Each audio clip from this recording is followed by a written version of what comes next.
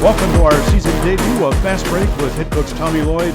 Weekly look at Wildcat basketball. And this week, the Wisconsin Badgers coming to town. But coach, first of all, 7-0, great start to the season. Tell us what you like best about your team so far. I mean, what I like best is I think they're pretty good, and I think there's a lot of room to get better. As a coach, you still know it's early in the season. We've had some good experiences, both positive and negative, that I think our guys have learned from. And honestly, I'm looking forward to just having a good practice tonight. All right, college basketball, like a lot of college sports right now, it's ever-changing. Players come and go, etc.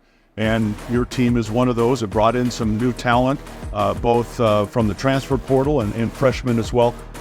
With the foreign trip you had earlier this summer, did that help maybe bring this team closer together than if they had not seen each other until August? Yeah, I mean, I think so. I think we really got to jump start on our team build and our culture build.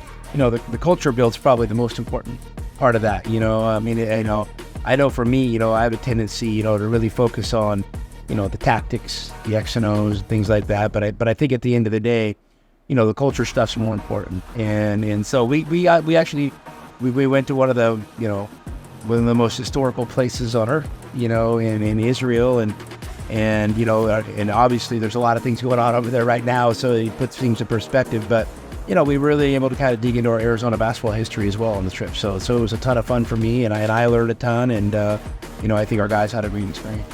If you just we look at the statistics just on paper, we say, okay, Arizona's offense is doing what it's done. Do you think this is a better defensive team so far? Well, I mean, I think we have a lot of potential defensively. I think we've performed pretty well, and we got to continue to do that. The adage that I always use with our guys, at both ends of the floor, especially defense, is now and next.